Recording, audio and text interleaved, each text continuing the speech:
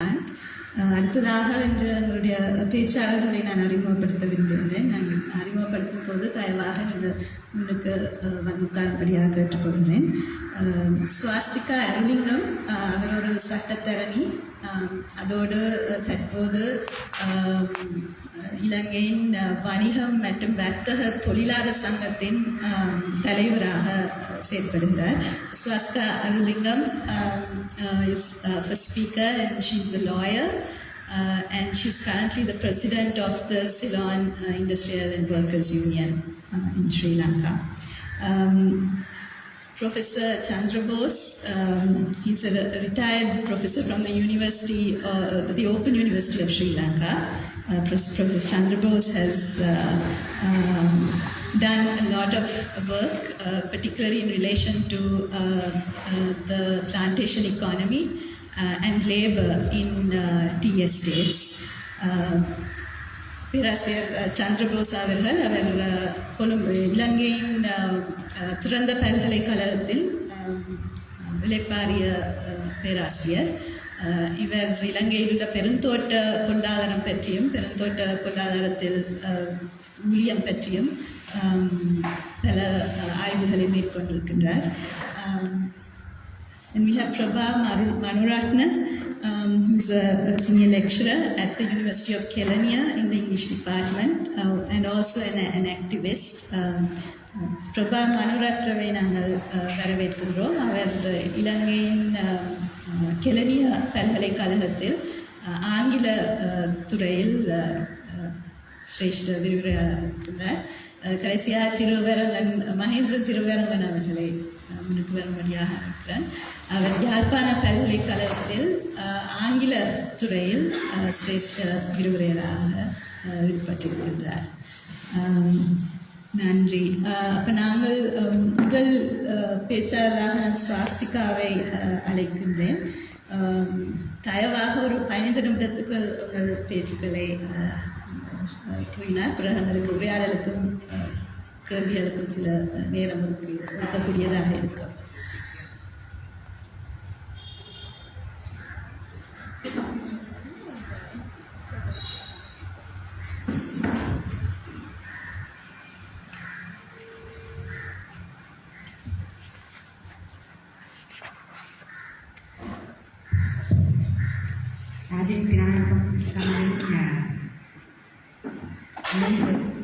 என்னை பேச அழைத்ததற்கு நன்றி. 15 நிமிடங்கள் கதை கேட்பதனால் நேரடியாகவே பேச்சுக்கு செல்கின்றேன். முதலாவதாக எனக்கு இந்த உலக தினம் தொடர்பாக தோன்றிய முதலாவது விடயம் என்னவென்றால், ராஜினி ரணகம போர்க்காலத்திலே இப்பொழுது அவர் எழுதின கடிதத்தை வாசித்திருந்தார். போர்க்காலத்திலே ஐக்கிய ராஜ்யத்தில் இருந்து இங்கிருக்கின்ற பல்கலைக்கழகத்தில் இருந்த மாணவர்களுக்கு ஒரு ஸ்திரத்தன்மை வேண்டும், இங்கும் சேவை செய்வதற்கு மக்கள் வேண்டும் என்று கூறி புலம்பெயர்ந்த மக்கள் போய்கொண்டிருந்த காலத்திலே மீண்டும் யாழ்ப்பாணத்துக்கு வந்து சேவை செய்து கொண்டிருந்தார். அப்பொழுதுதான் அவரது அரசியல் எழுத்துக்களும் வெளிவந்து கொண்டிருந்தது, கடிதங்கள் மூலமும் புரோக்கன் பல்மரா போன்ற எழுத்துக்கள் மூலம். யாழ்ப்பாண பல்கலைக்கழகத்திலே ஒரு விரிவுரையாளராக இருந்த வேளையில் தான் அவர் புலிகளினால் சுட்டுக்கொலை செய்யப்பட்டார். அவ்வாறு இருக்கையிலே ஒரு யாழ்ப்பாண பல்கலைக்கழகத்தில் இருக்கின்ற மாணவர்களுக்காக சேவை செய்வதற்காக வந்தொருவர் தனது அரசியல் கருத்துக்களுக்காக மௌனிக்கப்பட்டார் என்ற ஒரு விடயம் இருக்கையிலே இன்று இவ்வாறான நினைவு கூறல் தினமானது ஏன் இன்று வரைக்கும் யாழ்ப்பாண பல்கலைக்கழகத்திலே செய்யப்படவில்லை என்பது எனது முதலாவது கேள்வியாக இருக்கின்றது. இந்த கேள்வியை இந்த இடத்தில் கேட்பதற்கான காரணம் என்னவென்றால், நாங்கள் பேசுகின்ற தலைப்பு தேசியத்தை பற்றி, தேசியத்தின் வருங்காலத்தை பற்றிய பேச்சாகும். தேசியம் என்ற விடயத்திலே காணப்படுகின்ற பிரதானமான பிரச்சனை ராஜினி ரணகமவின் நினைவு கூறல் தினமானது ஏன் யாழ்ப்பாண பல்கலைக்கழகத்திலே வைக்கப்படவில்லை என்ற கேள்வியிலிருந்து நாங்கள் ஆரம்பிக்கலாம். அதற்கான காரணம், தேசியம் என்பது யார் அம்மவர்கள், யார் வெளியானவர்கள், பிறர், யார் அம்மவர்கள் யார் பிறர் என்று கூறுகின்ற ஒரு பிரிவை எப்பொழுதுமே தேசியம் ஏற்படுத்தி கொண்டிருக்கின்றது. எனவே யார் எமது போராளிகள், யார் துரோகிகள், யார் அம்மவர்கள், யார் அந்நியவர்கள், என்று கூறுகின்ற ஒரு ஒரு ஒரு ஒரு பிரிவை வந்து தேசியம் எப்பொழுதுமே ஏற்படுத்தி கொண்டிருக்கின்றது. அதனால் தான் யாழ் பல்கலைக்கழகத்திலே இன்று மரணித்த எத்தனையோ பேருக்காக நினைவு தினங்கள் வைக்கப்பட்டாலும், அது யாராக இருந்தாலும் வைக்கப்பட்டாலும், ராஜினி திராணகமாவுக்கு இன்று வரைக்கும் யாழ் பல்கலைக்கழகத்திலே நினைவு தினம் வைக்க மறக்கப்பட்டிருக்கின்றது என்று நான் கூறுவேன். ஒரு பல்கலைக்கழக பேராசிரியர் கொலை செய்யப்பட்டிருக்கிறார். அவரின் நினைவு தினத்தை வந்து ஒரு பல்கலைக்கழகத்திலே நாங்கள் வந்து வைக்க முடியாமல் இருக்கின்றோம். அது தேசியத்தில் அந்த வைக்க முடியாமல் இருப்பது என்பது தமிழ் தேசியத்தின் ஒரு முதலாவது தமிழ் தேசியம் மட்டுமல்ல, தேசியத்தின் பிரதானமான ஒரு ஒரு விமர்சனமாக காணப்படுகிறது. அதிலிருந்து ஆரம்பித்து அந்த தேசியத்தை பற்றி கதைத்தோமானால், தெற்கிலே அல்லது வடக்கில் கூட தேசியவாதிகள், தமிழ் தேசியவாதிகள், நாங்கள் தெற்கிலே வந்து இந்த தேசியத்தை பற்றி விமர்சித்து பேசும் பொழுது முதலாவதாக வார விமர்சனம், இது நான் கூறுவேன் ஒரு நல்ல விமர்சனம் என்று.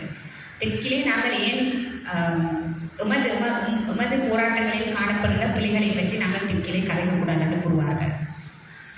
நான் கூறுவேன் அந்த விமர்சனத்தை நாங்கள் அதற்கு பதில் கூற வேண்டும். அது வந்து மிகவும் ஒரு முக்கியமான விமர்சனம் என்னை பொறுத்தவரை. தெற்கிலே வந்து சிங்கள பௌத்த பேரினவாதத்தில் இருந்து வந்தது தான், அதற்கு ஒரு பதிலாக வந்தது தான் தமிழ் தேசியம். சிங்கள பௌத்த பேரினவாதத்தின் மூலம், அடக்குமுறையின் மூலம் மக்கள் மீது அடக்குமுறையையும் அராஜகத்தையும் கட்டவிழ்த்து விடப்படுகின்ற நேரத்திலே, அத்தனை வன்முறையும் அந்த மக்கள் மீது கட்டவிழ்த்து விடப்படுகின்ற வேளையிலே, விடுதலை புலிகளை போன்ற ஒரு வன்முறையான இயக்கம் நிச்சயமாக ஒரு ஒடுக்கப்பட்ட சமூகத்திலிருந்து வரும். அது சரிப்பிழைக்கு அப்பால் யதார்த்தமாக வந்து வரும் என்பதால் அது யதார்த்தமாக நடக்கும். இத்தனை வன்முறை ஒரு சமூகத்தில் இருக்கும் பொழுது வரும். அவ்வாறு இருக்கையிலே வந்து நாங்கள் தெற்கில் போய் இப்பொழுது புலிகளை பற்றி விமர்சித்து கதைக்கலாமா? அவ்வாறு கதைத்தால் போராட்டத்தை தெற்கு மக்களுக்கு நாங்கள் விமர்சிக்கின்றோம் என்ற விமர்சனம் வருகிறது. என்னை பொறுத்த மட்டிலே தேசியத்தில் காணப்படுற பிரச்சனை இதுதான். சிங்கள தேசியத்துக்கு பதிலாக தமிழ் தேசியம், சிங்கள பௌத்த தேசியத்துக்கு பதிலாக தமிழ் தேசியம் வந்திருக்கிறான். ஆனால் சிங்கள பௌத்த தேசியத்தில் காணப்பட்ட அதே பிரச்சனைகள், அதாவது சிங்கள பௌத்த மக்கள் தான் ஒரு சமூகத்தில் பிரதானமான இருக்கின்றவர்கள், மற்றவர்கள் எல்லோரும் அந்நியத்தவர்கள்.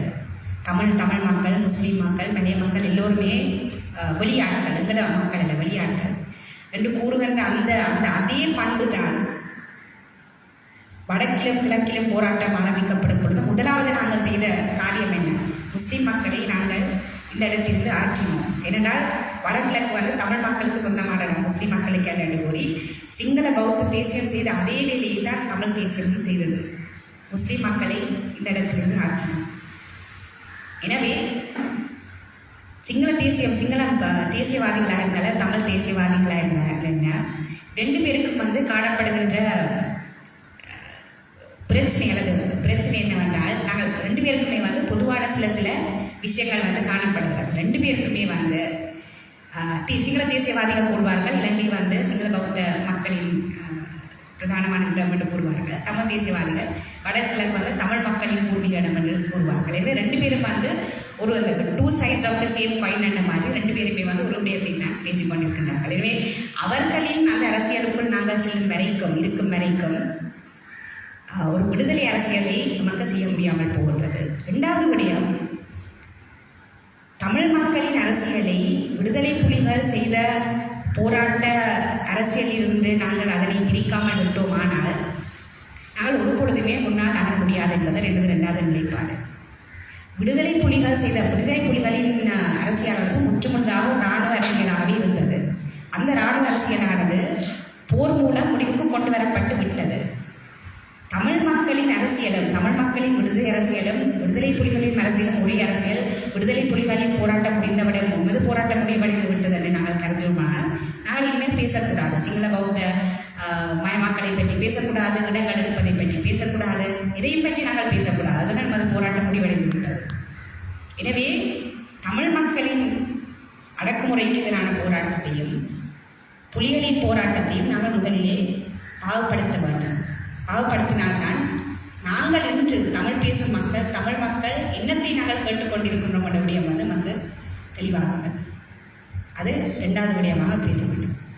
மூன்றாவது, நான் கொழும்பில் இருக்கின்றேன். எனவே கொழும்பில் இருந்து கொண்டு நான் வடக்குக்கு வந்து வடக்கு மக்கள் வந்து கிழக்கு மக்கள் எவ்வாறு அரசியல் செய்ய வேண்டும் என்று கூறி நான் கூற மாட்டேன். இருந்த போதிலும் கொழும்பிலிருந்து நான் பார்க்க முடியும் என்னவென்றால், இலங்கையில் இருக்கின்ற தமிழ் மக்களை பொறுத்த மட்டிலே சில குழுக்கள் நமது கருத்தியலை வந்து கண்ட்ரோல் பண்ணி கொண்டிருக்கிறார். புலம்பெயர்ந்த மக்கள் தமது இருப்புக்காக நாங்கள் இங்கே என்ன கதைக்க வேண்டும், கதைக்கக்கூடாது என்று கூறி அவர்கள் கூறிக்கொண்டிருப்பார்கள். அது பல வழிகளில் கூறுவார்கள். நிதியை கொடுத்து கூறுவார்கள், என்ன சொல்வது, ஆன்லைன் மூலம் கூறுவார்கள். இவ்வாறு பல வழிகளிலே கூறிக்கொண்டிருக்கிறார்கள். அதே போன்று நமது வடக்கு கிழக்கிலே காணப்படுகின்ற அல்லது தமிழ் மக்கள் மத்தியிலே காணப்படுகின்ற நடுத்தரத்து மேல் வர்க்கத்தில் இருக்கின்றவர்கள் அவர்களுக்கு இக்கானமி என்பது ஒரு பிரச்சனை அல்ல.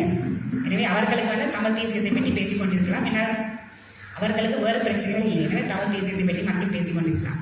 அவர்களும் வந்து இன்று குறிப்பாக யாழ்ப்பாணத்திலும் வடகிழக்கிலும் காணப்படுகிற கருத்தியலை வந்து அந்த வர்க்கத்தினரும் வந்து ஓரளவேனும் வந்து கண்ட்ரோல் பண்ணி கொண்டிருக்கின்றார்கள்.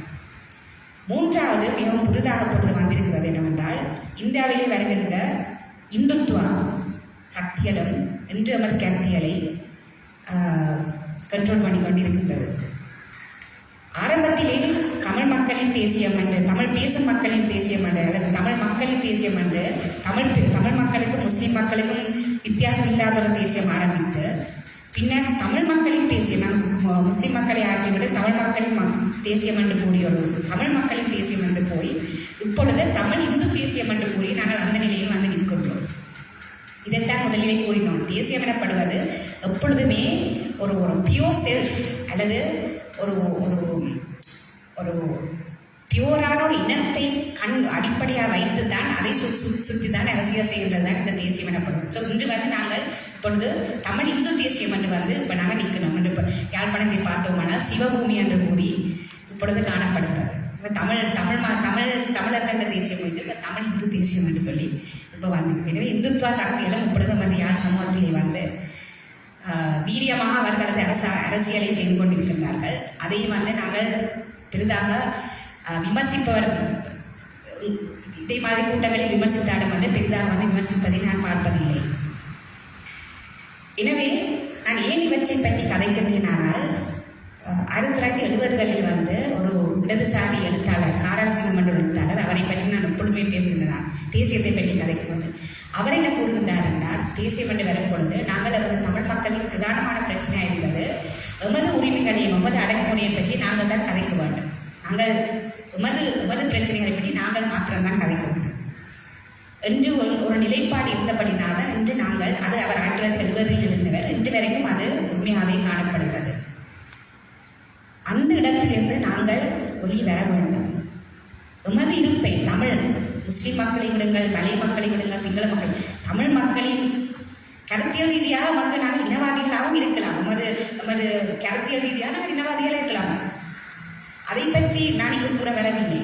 ஆனால் எமது இருப்பு சுயநலத்திற்கென்றாலும், இதைத்தான் நான் சிங்கள மக்களிடம் கூறுகின்றேன், எமது சுயநலத்திற்கென்றாலும் நாங்கள் நிச்சயமாக முஸ்லீம் மக்களுடன், மலைய மக்களுடன், சிங்கள எமது இருப்புக்காக என்றாலும் நீங்கள் வேலை செய்யுங்கள் என்றுதான் நான் இப்பொழுது சிங்கள மக்களிடம் கூறுகின்றேன். அவர்கள் கூறுவார்கள், நாங்கள் அறநிலை போராட்டத்தை நடத்தினோம், ஆனால் தமிழ் மக்கள் எவ்வாறு வருவார்கள்? உங்களது இனவாதத்தை பார்த்து தமிழ், அப்படி நான் கூறுகின்றேன், நீங்கள் உண்மையாகவே தமிழ் மக்களை விரும்பி போக வேண்டிய அவசியம் இல்லை. உங்களது இருப்புக்கண்டாலும் இதற்கு கதைகள் என்றுதான் நான் இப்பொழுது கூறுகின்றேன். அதே போன்றுதான் அரசாங்கத்தின் ஒடுக்குமுறைக்கு எதிராக நாங்கள் செயற்பட வேண்டுமானால் நமக்கு வேறு வழி இல்லை. முதலிலே வடகிழக்கில் வாழ்கின்ற முஸ்லீம் மக்களுடன் உண்மையாகவே நாங்கள் ஒரு கருத்தாடலை ஆரம்பிக்க வேண்டும். வேறு வழி இல்லை. முஸ்லீம் மக்களுக்கு 1990களில் நாங்கள் செய்த மிகப்பெரிய ஒரு குற்றம், அந்த குற்றத்துக்கு இன்று வரைக்கும் வந்து நாங்கள் நமது தமிழ் சமூகத்தில் வந்து கலந்துரையாடலும் இருக்கவில்லை. அதனை பற்றி நாங்கள் கலந்துரையாடி முஸ்லீம் மக்களுடன் நமது உறவுகளை கட்ட வேண்டும். இரண்டாவது, மலைய மக்கள் இப்பொழுது பல போராட்டங்களில் ஈடுபட்டு கொண்டிருக்கிறார்கள். மலைய மக்களுக்கு நாங்கள் செய்த தமிழ் அரசியல் பிரதிநிதிகள் செய்த வரலாற்று குற்றம் இருக்கின்றது. அதனை நாங்கள் எவ்வாறு கூறப்போகின்றோம் என்பதை பற்றி அவர்களுடன் நாங்கள் பேச வேண்டும். நான்காவது, தெற்கில் இருக்கின்ற சிங்கள மக்கள், வடக்கிலிருந்து விடுதலை புலிகளை பற்றியும் நமது ஒடுக்குமுறையை பற்றி கதைக்க வேண்டும். ஆனால் அதனால் நமக்கு தீர்வு ஒரு பொழுதும் வராது. தெற்கிலே வந்து இனவாதத்தை பற்றியும் இந்த சிங்கள பௌத்த அரசாங்கம் வடக்கிலே செய்கின்ற வேலையை பற்றியும் தெற்கிலே யார் கதைக்கின்றார்கள்? தெற்கிலே கதைக்கின்றவர்களை கை விரல் விட்டு நாங்கள் எண்ணலாம்.